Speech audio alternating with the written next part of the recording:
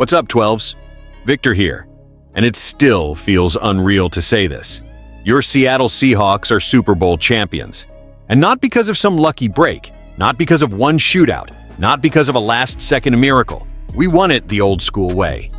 Defense, pressure, physicality, 6 sacks in the Super Bowl, 3 forced turnovers, held a high-powered offense to 13 points. That wasn't just a win. That was a statement to the entire NFL. Defense still wins championships. But here's where things get interesting. While we're still celebrating, the league is already reacting to what Seattle just did. And now 2 huge storylines are colliding. First, an NFL analyst just named 3 specific trade targets the Seahawks should go after this offseason. 2 corners, 1 offensive lineman, veterans, proven names, guys who could immediately plug holes on a championship roster. And let's be real, 12s, we do have some pressure points. 1 starting offensive lineman is a pending free agent. 2 corners could walk in free agency. And we just saw how thin depth can get late in the season. John Schneider doesn't sit still after winning. We know that. After the Legion of Boom era, after 2013, after 2014, he always tweaks, always reloads. But that's only half the story. Because the second storyline, it might be even bigger. There's real smoke around Dallas potentially moving a 1,400-yard receiver who just posted 93 catches and 9 touchdowns in his first season there. Yes, that guy. The Cowboys are reportedly expected to franchise tag him, but they've also shown they're willing to flip star players for draft compensation. And after watching Seattle's defense dominate the Super Bowl, there's growing belief in league circles that Dallas could pivot toward defense and cash out. Now let me ask you something, 12s.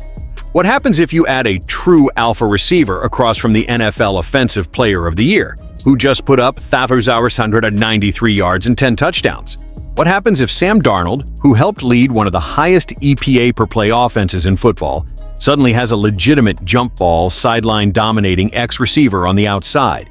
Because let's be honest, JSN is elite.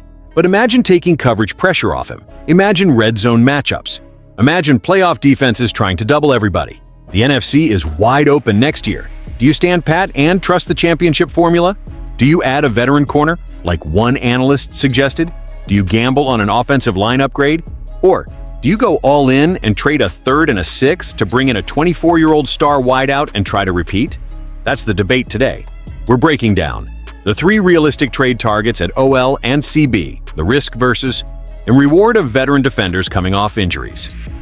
Whether the Cowboys would actually move their star receiver, and if Seattle should push their chips to the middle of the table. Before we dive in, smash that like button if you're still celebrating this Super Bowl win, and subscribe to Seahawks Nation Update. But only if you're a real 12 who believes this isn't the end. It's the start of a dynasty. Let's talk about it. Seahawks Nation, we are Super Bowl champions. But you know what that means now, right? The celebration is amazing. The parade was legendary. But dynasties? Dynasties are built in the offseason.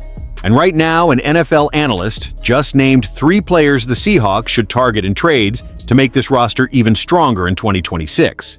And I'm telling you, some of these names are interesting, some are risky, and one might actually make a lot of sense. Let's get into it. The mindset of a champion. Bleacher Report's Alex Ballantyne identified 3 trade targets for Seattle. And the focus makes sense. 2 areas stand out heading into 2026. Offensive line depth, cornerback uncertainty.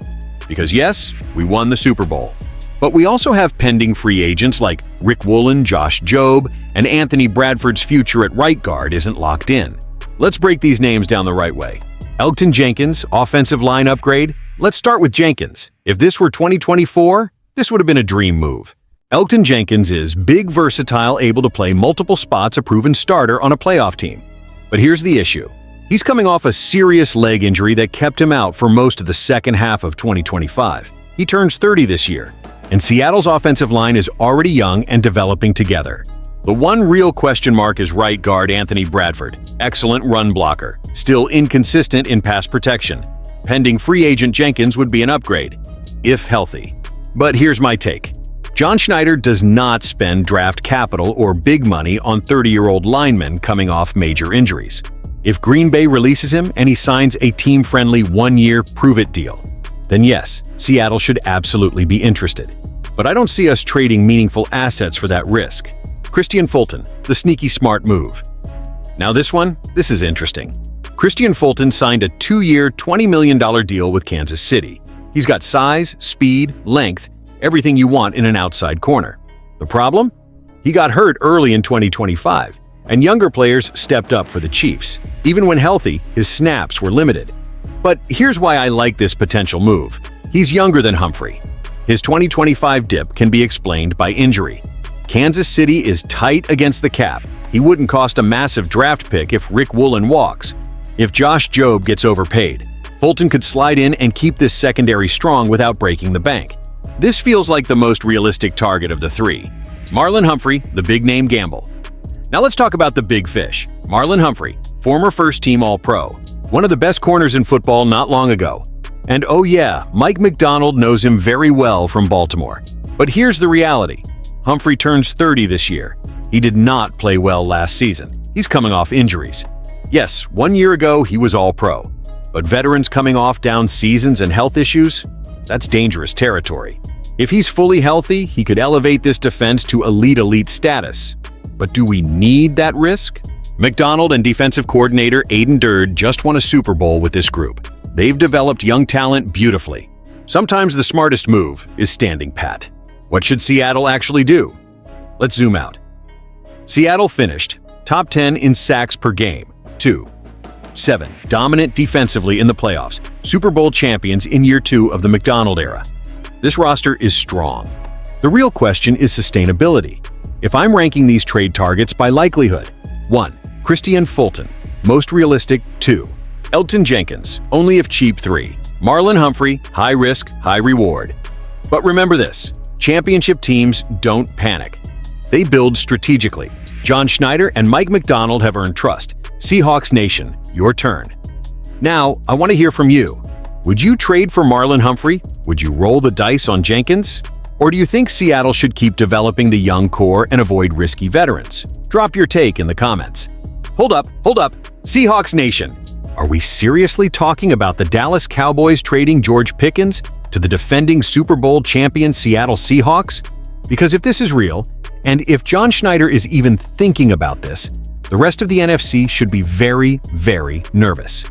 Before we get into this blockbuster possibility, if you're a real Seahawks fan, and you're still celebrating that Super Bowl LX win over the Patriots, hit that like button right now. And subscribe to Seahawks Nation Update. But only if you're a true Seahawks fan who's proud of this championship and ready to see this team go back-to-back.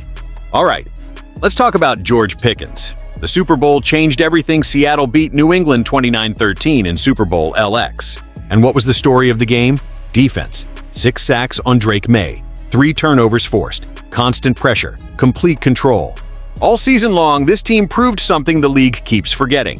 Defense still wins championships. For years, it felt like offensive geniuses ran the league. Andy Reid, Sean McVay, high-powered passing attacks. But this season, Mike McDonald, Mike Vrabel, defensive-minded coaches, and the Seahawks defense dominated when it mattered most. Now here's where it gets interesting. The Cowboys just watched that same Super Bowl, and they have a massive decision to make. Why Dallas might actually trade George Pickens. Let's be clear, George Pickens was incredible in 2025. First season in Dallas, 137 targets, 93 catches, 1,429 receiving yards, 9 touchdowns, career highs across the board. He stepped up big time when CeeDee Lamb missed games. That Lamb plus Pickens duo, one of the best in football. But here's the financial reality. Dallas already gave CeeDee Lamb a 4-year, $136 million extension. They're reportedly placing the franchise tag on Pickens. And historically, teams don't tag players they plan to comfortably extend. NFL Network's Ian Rappaport even hinted that Dallas could be open to a trade for significant draft compensation. And after watching the Seahawks win the Super Bowl with defense suffocating high-paid wide receivers, maybe Jerry Jones starts thinking, do we really want 2 massive WR contracts, or do we fix the defense? Why this is perfect for Seattle. Now let's flip this. Seattle's offense was elite this year, one of the highest EPA per play offenses in the NFL. Sam Darnold revitalized. Jackson Smith-Njigba won Offensive Player of the Year with 1,793 receiving yards, 10 touchdowns. But here's the thing, JSN isn't a traditional Alpha X receiver. He doesn't need help. He proved that. But imagine if he had it. Right now, Cooper Kupp is solid, but clearly not peak Cup anymore.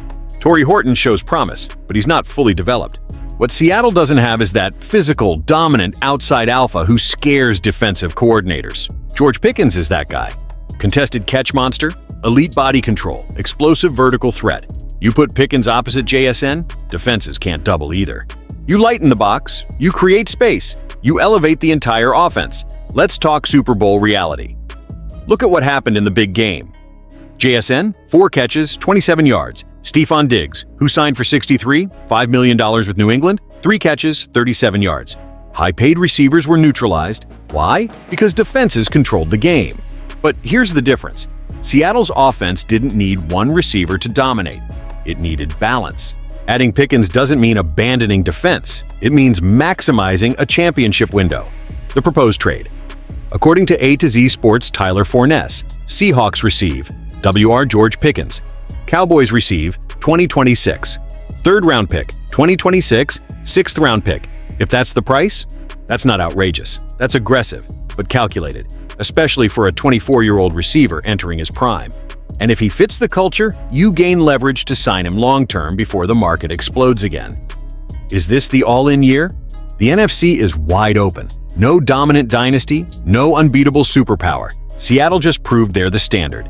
The question is, do you defend the crown conservatively, or do you go all in and try to build something historic?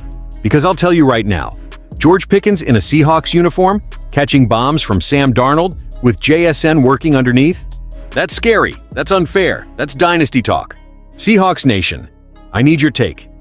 So let me ask you, would you trade a 3rd and 6th for George Pickens? Would you pay him long-term? Or do you think Seattle should stick with the current core and keep investing in defense? Drop your opinion in the comments. Like the video if you're proud to be defending Super Bowl champions. And subscribe to Seahawks Nation Update. But only if you're a real Seahawks fan who believes this team isn't done yet. Because this front office doesn't think small, and if this rumor has even a little truth to it, the league better be ready. Go Hawks!